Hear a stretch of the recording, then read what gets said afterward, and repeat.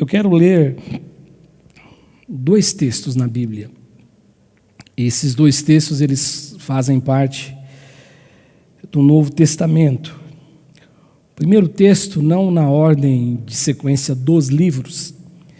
Eu vou ler aí a carta de Pedro, 1 de Pedro, capítulo 4, o verso de número 11.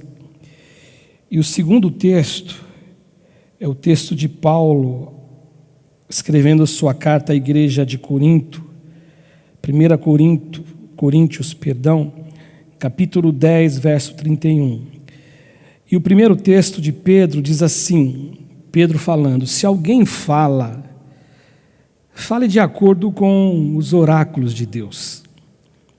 Se alguém serve, faça-o na força que Deus supre, para que em todas as coisas seja Deus glorificado, por meio de Jesus Cristo, a quem pertence a glória e o domínio pelos séculos dos séculos. Amém. E Paulo escreve assim: portanto, quer comais, quer bebais, ou façais outra coisa qualquer, fazei tudo para a glória de Deus. Quer comais, quer bebais, ou façais qualquer outra coisa, fazei tudo para a glória de Deus. E hoje eu quero falar sobre isto, exatamente sobre as nossas ações, sobre as nossas atitudes, sobre os nossos gestos, que deveriam, em todo tempo da nossa história de vida, em todo tempo, sem exceção de tempo, a cada segundo da nossa existência, desde que a gente comece a compreender as coisas da vida, os nossos gestos, eles deveriam serem gestos que fossem planejados, pensados para glorificar o nome de Deus, para glorificar a Deus. E Deus colocou isso no meu coração para falar com vocês aqui hoje. E aí eu fiquei pensando e lendo alguns textos, lendo alguma coisa na Escritura, e aí você vai encontrar textos que falam a respeito desta questão do homem glorificar a Deus no Antigo Testamento, da necessidade que o homem deveria ter e entender de como é importante em seu viver que todos os gestos, todas as ações, todas as atitudes glorifiquem a Deus. E a gente começa a perceber que isso é uma coisa que sempre existiu no coração de Deus como desejo de Deus relacionado e concernente ao homem. Quando a gente estuda a Bíblia, a gente olha para as Escrituras, a gente vai descobrir e a gente vai perceber exatamente isto, esta vontade, este desejo que Deus tem para comigo e para com você, que a nossa vida, ela seja para a glória de Deus. Isso é uma coisa antiga, porque quando a gente lê o texto de Paulo, a igreja em Éfeso, e quando a gente lê o texto de Paulo para a igreja de Roma, a gente começa a encontrar, a gente se depara com esta questão que eu estou dizendo agora, sobre isto ser algo antigo, o que me faz lembrar, olhando para Paulo e pensar, melhor dizendo, não lembrar, que Paulo ele tinha uma compreensão muito lógica a respeito disso.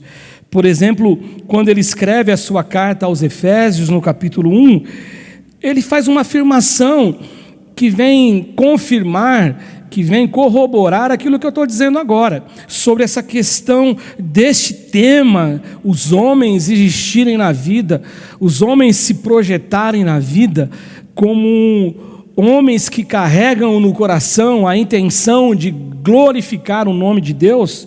Nós encontramos Efésios, Paulo escrevendo à igreja aos Efésios, no capítulo 1, no verso 4, dizendo o seguinte: assim como nos escolheu nele. E aí Paulo nos coloca diante dessa realidade antiga, lá nos primórdios de tudo, antes da fundação do mundo. E aí Paulo diz: para sermos santos, para sermos irrepreensíveis perante Ele, e em amor Ele nos predestinou para Ele, para a adoção de filhos. E Deus fez isso por meio de Jesus Cristo, segundo o beneplácito de sua vontade. E ele fala: para o louvor da glória de sua graça, que ele nos concedeu de modo gratuito no amado. E no verso 11 e no verso 12, ainda Paulo continua dizendo: nele digo, no qual também fomos feitos herança, predestinados segundo o propósito daquele que faz todas as coisas, conforme o conselho da sua vontade, a fim de sermos para o louvor da sua glória, nós os que de antemão esperamos em Cristo.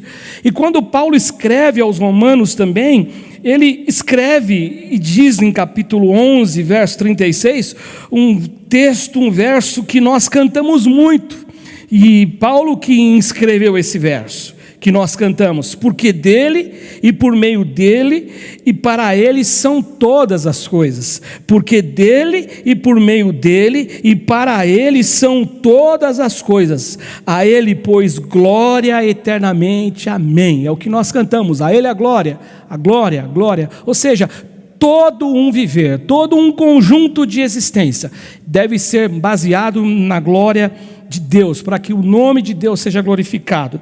Agora, o que pode acontecer? Talvez alguns que carreguem no coração um sentimento não bom em relação a Deus, talvez um sentimento de birra em relação a Deus, talvez um sentimento de incompreensão em relação a Deus, por alguma coisa que Deus não os fez, que Deus não os entregou, ou eles não tiveram uma compreensão exata do que é Deus. Eles vão dizer o seguinte: que esse Deus que exige do ser humano esse existir que o glorifique, ele parece ser um Deus que é um Deus que gosta de ser bajulado o tempo inteiro. Alguns vão dizer o seguinte: que esse Deus, ele é um Deus que ele precisa, ele necessita, ele carrega no coração essa necessidade mesmo de que todos os homens glorifiquem a Deus, para que ele possa se sentir amado, para que ele possa se sentir seguro. Ou seja, vamos dizer que Deus é um Deus carente, que Deus é um Deus inseguro. Alguém já tentou explicar essa questão do homem ter sido criado para o louvor da glória de Deus como uma possibilidade de que Deus precise de companhia? Mas eu não vejo isso de uma maneira que eu entenda, porque Deus, ele é autossuficiente. Deus, ele existe por si só. Deus não necessita de alguma coisa para que ele se complete. Não, Deus, ele é pleno, Deus, ele é completo.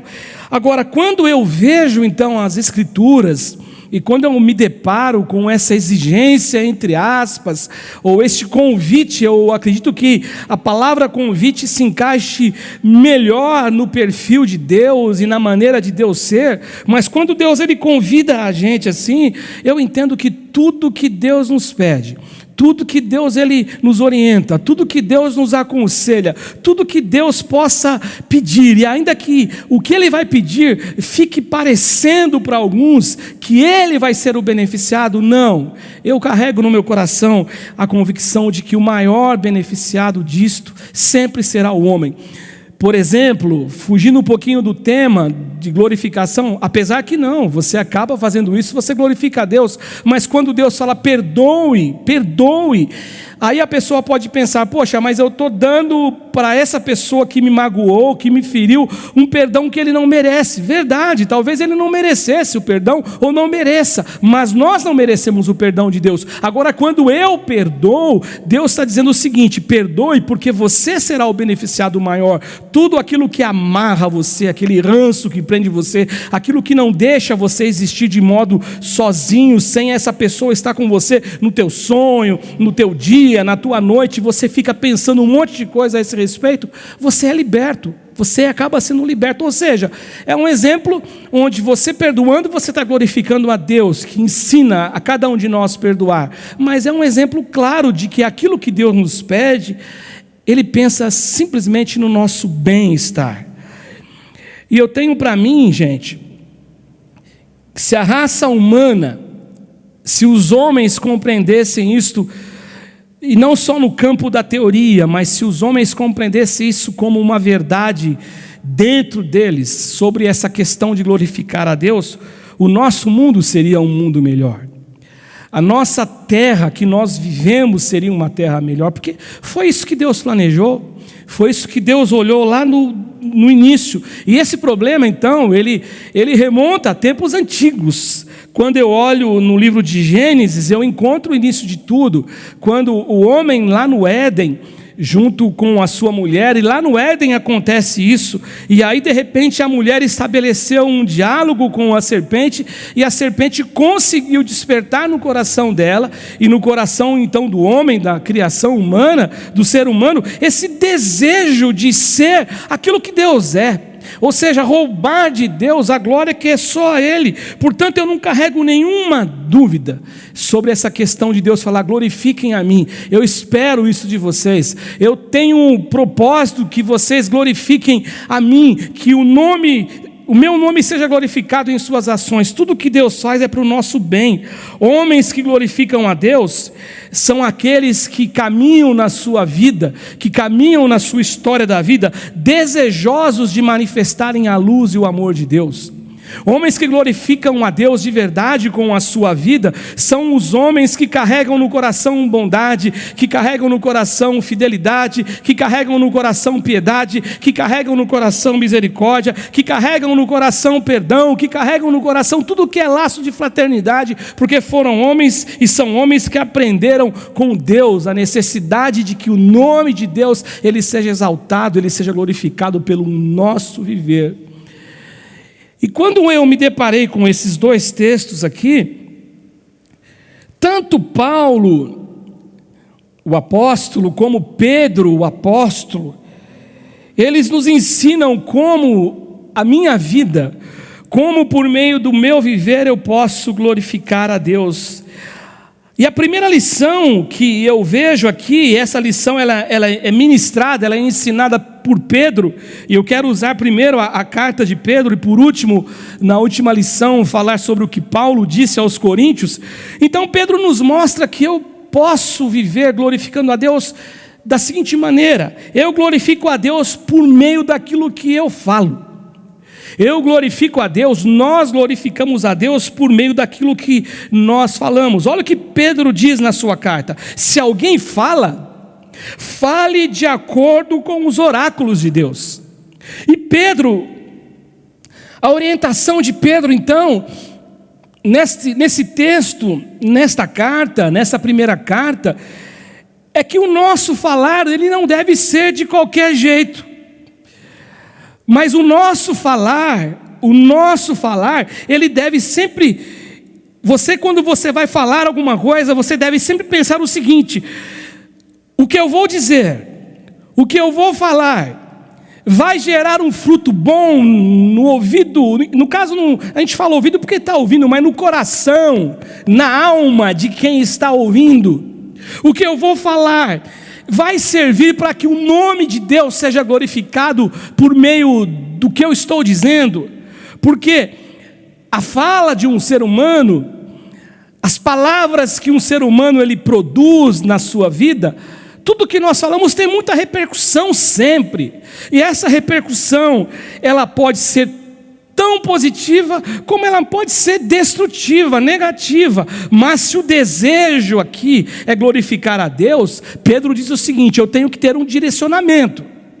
Pedro está dizendo, se alguém fala, fale de acordo com os oráculos de Deus. Se a minha fala, se o meu desejo, na verdade, é glorificar a Deus, o direcionamento, então, do que eu vou dizer, das minhas palavras, da minha fala, tem que ser de acordo com os oráculos de Deus. Ou seja, oráculos de Deus aqui, manifesta através da Escritura, tem como significado para nós, a vontade de Deus. tem como significado para nós a orientação da palavra de Deus. Então, o que Pedro está dizendo, se o meu falar, se o desejo daquilo que eu falo, é que o nome do Senhor Deus ele seja glorificado, o meu falar tem que ser um falar de acordo com a palavra de Deus, os oráculos de Deus. Tem que ser um falar, em segundo lugar, de acordo com a vontade estabelecida pelo próprio Deus. E Paulo, ele confirma isso quando ele escreve a sua carta aos Efésios, no capítulo 4, no verso 29, quando Paulo fala assim, não saia da vossa boca nenhuma palavra torpe, e sim unicamente aquela que for boa para a edificação, conforme a necessidade, e assim você transmite graça àqueles que ouvem. E muito embora toda vez que a gente lê esse texto de Efésios 4, 29, e as primeiras vezes que eu li, ou as primeiras vezes que eu ouvi alguém explicar, quando mesmo em dúvida eu perguntei, palavra torpe, a gente sempre pensa num palavrão, que não deixa de ser verdade, mas só que o texto grego, ele traz um significado além do que é palavrão. Ele traz um significado de coisa podre, de uma coisa que vai espalhar. É uma fala que ela não edifica, é uma fala que não abençoa, é uma fala que, pelo contrário, ela vai ter como resultado um espalhar, ela vai ter como fruto uma multiplicação de algo que não tem valor algum para se ouvir, algo que você ouve, mas não traz para ninguém o valor, nenhum valor. Não traz nenhuma coisa boa. Ou seja, aquelas pessoas que ouvem, elas talvez podem ser ensinadas, elas podem ser iniciadas em uma fala que você está dizendo, em uma palavra que você está usando, em um procedimento teu, mas que ele não está de forma alguma, absolutamente glorificando a Deus. Agora, Paulo então está dizendo, não é assim que nós devemos falar. Pedro está dizendo, não é assim que nós devemos falar, mas o nosso falar, Pedro é claro, ele deve ser um falar que tenha no coração e no desejo a preocupação de ser um falar segundo aquilo que Deus tem a ensinar em sua palavra, os oráculos de Deus.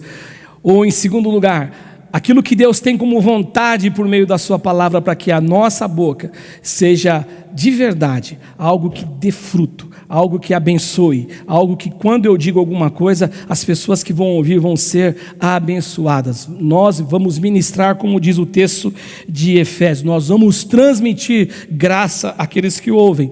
Uma segunda lição que Pedro também nos mostra, ainda no texto de Pedro, é que Pedro vai nos mostrar que eu posso glorificar a Deus, e nós podemos glorificar a Deus por meio daquilo que nós fazemos e do modo que nós fazemos. Primeiro é por meio do que eu falo. O que nós temos falado? O que nós temos dito em nosso lar, para os nossos filhos ouvirem, para os nossos amigos do trabalho? O que nós temos dito? E em segundo lugar, para glorificar a Deus, Pedro está dizendo que eu posso glorificar a Deus por meio daquilo que eu faço e do modo que eu faço. E aí o texto de Pedro, ele fala, se alguém serve, continuando o versículo 11, de 1 Pedro 4,11, se alguém serve, faça-o na força que Deus supre. Se alguém serve, faça-o na força que vem de Deus. E eu não sei você, mas eu acho isso muito significativo, porque o que Pedro está mostrando para nós aqui, o que Pedro está desejoso em que os seus leitores tomassem conhecimento, é que eles não se deixassem seduzir pela tentação de achar que aquilo que eles faziam, ou aquilo que eles pretenderiam fazer, pudesse ser algo que ficasse separado da força e do poder de Deus. Então Pedro está dizendo, tudo que vocês fizerem, tudo que vocês colocarem as mãos, tudo que vocês empreenderem a fazer, vocês não devem fazer isso separado de Deus. Nós não devemos fazer isso pensando no sustento próprio, naquilo que nós somos. Eu não marquei o texto, mas é um texto que você conhece bem, Filipenses 4,13. Paulo também tem essa compreensão. Eu posso todas as coisas naquele que me fortalece. Ou seja, eu empreendo todas as coisas, eu tenho capacidade de fazer as coisas, mas eu só tenho essa capacidade por conta de Deus que me fortalece. Ou seja, o ser humano, ele falhou diante desse propósito que Deus estabeleceu para ele. Lembra que eu estava dizendo que esse propósito é divino do homem glorificar a Deus, o glorificar? Isso é uma coisa que remonta aos tempos passados, mas o homem falhou. Nós somos criados para o louvor e para a glória de Deus. Então nós temos o dever de louvar e glorificar a Deus.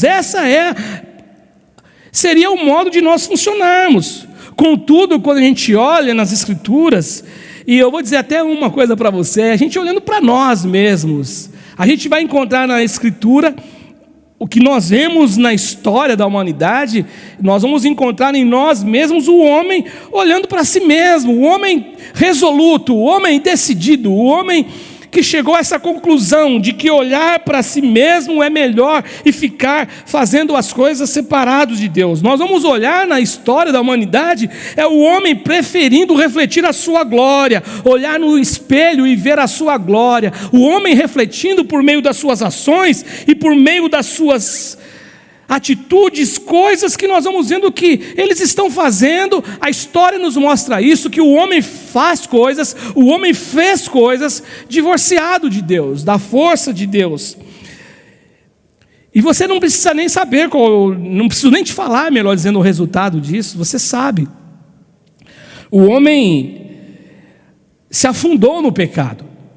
Isso nos afundou no pecado. O pecado, então, ele nos afasta da glória de Deus. É muito interessante essa coisa que Paulo vai colocar. Pecado e glória de Deus. Então Paulo coloca o pecado numa balança junto com a glória de Deus. É o que ele vai dizer em Romanos 3:23. Ou seja, o pecado nos impossibilitou de cada um de nós existir na nossa história de vida com a missão, ou realizar a missão, e com o efeito que Deus desejou. Eu fui criado para o louvor e glória de Deus. Eu fui criado para glorificar a Deus. Mas o pecado, ele roubou de mim essa capacidade de viver para a glória de Deus. E Paulo, quando ele escreve aos Romanos, Paulo é muito claro. Ele fala assim: porque todos pecaram e todos carecem da glória de Deus. Porque para que eu manifeste a glória de Deus, eu preciso ter a glória dele. Eu preciso viver na glória dele. É isso que Paulo está dizendo. Mas todos pecaram, todos erraram, todos falharam, todos erraram o seu caminho, todos foram por um procedimento que não deveria ir, e eles então carecem da glória de Deus. E Pedro aqui nesse texto, ele é cauteloso, e ao mesmo tempo ele é criterioso a respeito dessa verdade.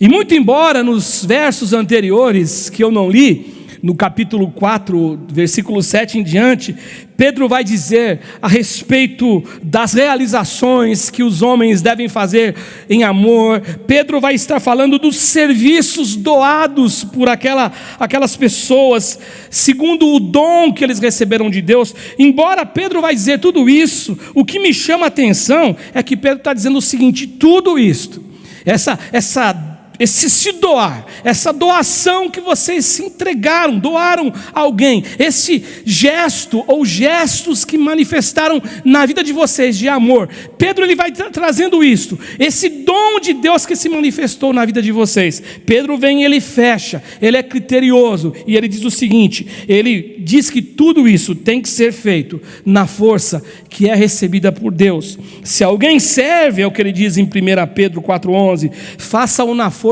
de Deus. Se alguém faz alguma coisa, faça-o na força de Deus.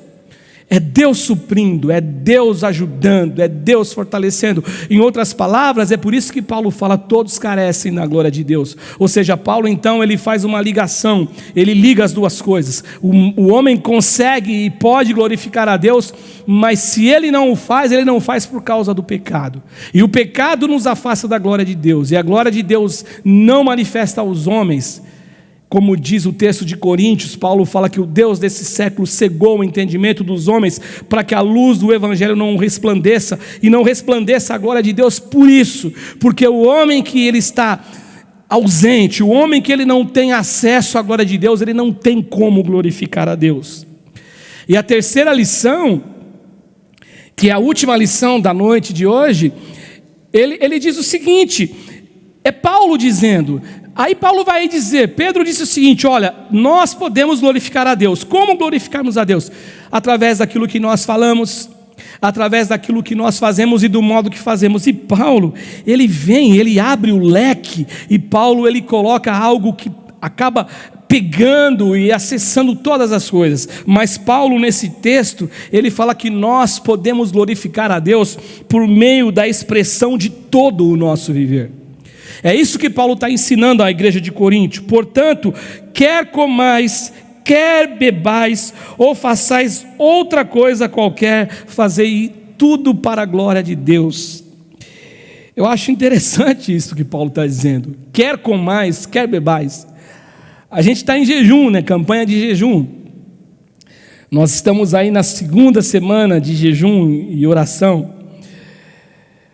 Agora, Paulo está dizendo o seguinte, quer comais, quer bebais, ou seja, se você comer pizza, se você estiver comendo pizza, se você estiver comendo macarrão, se você estiver comendo um lanche no Burger King, se você estiver comendo um lanche no McDonald's, se você estiver tomando um suco na sua casa, Paulo está dizendo o seguinte, que nós devemos comer tudo isto, se comermos isto, para a glória de Deus. Olha que coisa maluca. Quer comais, quer bebais, faça isso para a glória de Deus. E aí surgem duas perguntas inevitáveis aqui.